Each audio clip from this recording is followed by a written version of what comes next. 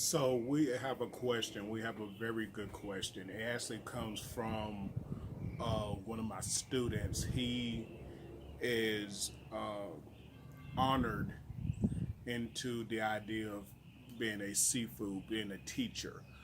Um, he posed a really good question. Sometimes over the years, because I have a certain way I teach or a lesson plan for the week, once I get out of that week, I end up teaching other things, and maybe I don't ever get to go back into something that needs to be said. So, this is one of them cases. We're going to start with the idea of Po Pai Jung.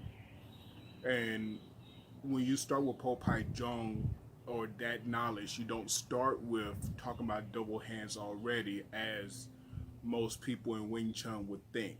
You would start with talking about um, single palms, the Jeung palms, that set.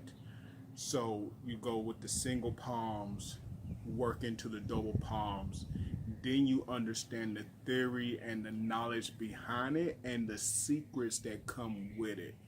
Um, in the Wing Chun rules, they'll say there are no secrets, but if your teacher is not teaching you, then those are secrets. Um, and there's a lot of the first generation, second generation, even third generation Ip Man Wing Chun practitioners that are not teaching their students the entire thing, or they haven't told deeper meanings behind different things, and then we're at a loss. So every generation has lost so much good Wing Chun material because of that that knowledge.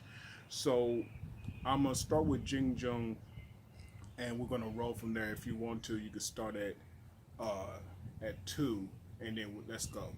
Okay. So Jing Jung palm actually goes just like this. It's just a front palm.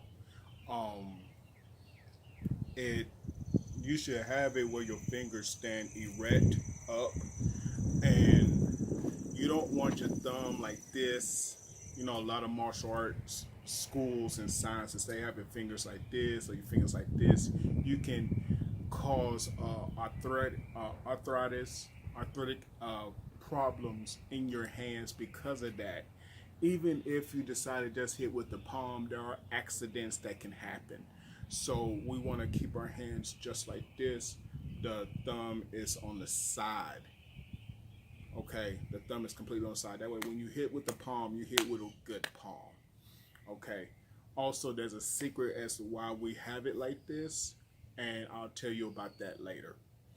So, I want you to pay close attention. I don't have a partner with me, so look on our YouTube channel for the Hampton Hong Martial Arts Legacy. I may have a chance at Hampton Hong Shogun M.A. Look there, we have where you can see the palms in action. We're teaching more about the palms on the form side. This is more of an analytical type thing. So if I was to just do a regular palm, and let's say it's just middle of the chest, so my palm is just like this, okay?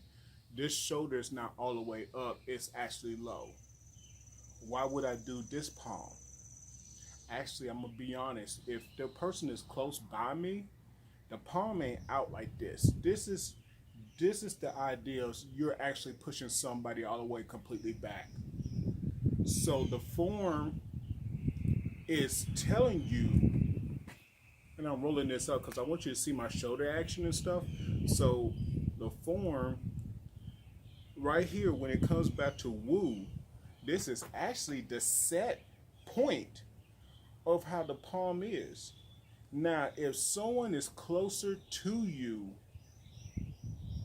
if someone's close to you, in proximity to you, they're actually in your bubble, the palm from here to here is an inch punch relative idea.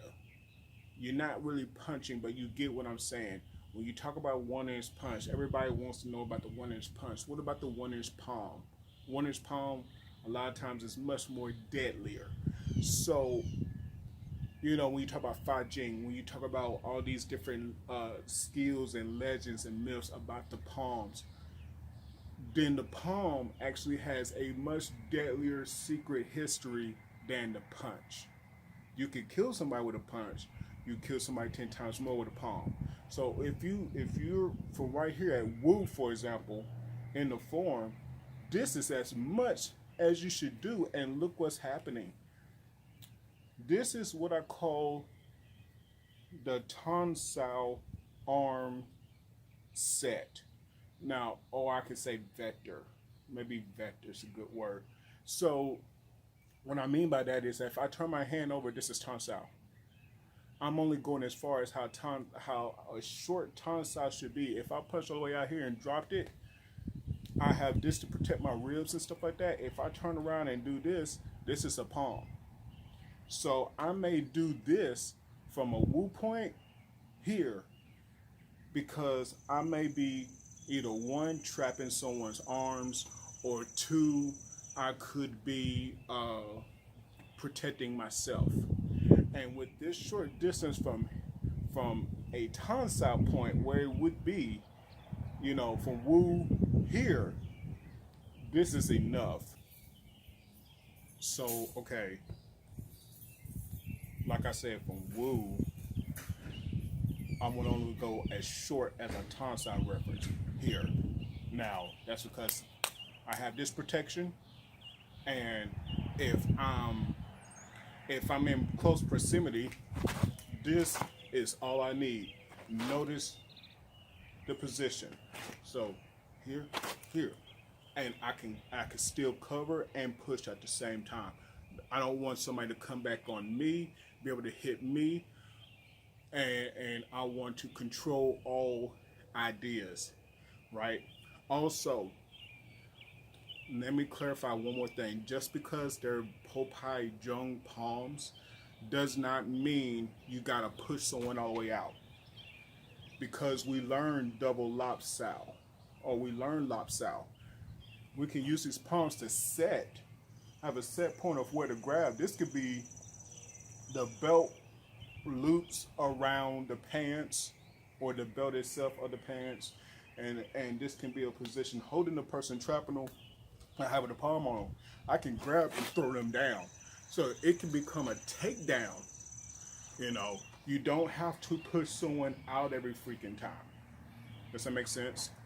So now the real question is, what's happening to the shoulder? Well, if I'm pushing like this, I can still have a bend here. My shoulder's still low. Even if I extend out, that's still the feeling of being having a sunken technique is still there because the shoulder's low. Okay. Now, naturally, what happens? You have what I call the small Chinese man's way of Wing Chun. You have it where they come out and they go like this. And when you do, and I'm trying to make sure you see the shoulder, when you do, you see not only, even though there's a dip here, the shoulder's more up than it would be if it's down here. Okay? So you want to recognize that point. When you do old Chinese man's way, when you do short Chinese man's way, you're actually going all the way up here because you're relatively short, and in that case your shoulder comes a little bit more up. Whereas if you go straight palm and straight out, you are more level, your shoulder's low. Does that make sense? And then in that case, you're not feeling the same energy as you would had you gone up. That part. Now, granted, like I said, we're talking about also, we're really talking about positionings and ranges.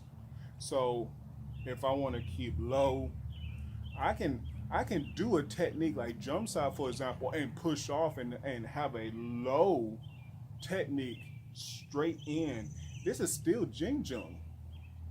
This is still Jeung. If I go from the form point and go straight, this is still Jing. This is still Jing. So we can go as low as here and have a push in into the butt with the hand, almost as if we're like pulling this back. We're still hitting. We're hitting more surface area here than here.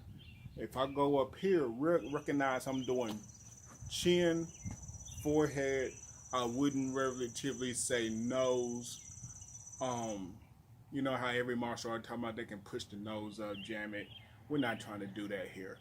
You know, that's not our goal. But also at the same time, if you miss the nose, maybe they put their head up and you cut into the teeth. You don't know what diseases they have in their mouth. They don't know what diseases you have in your body.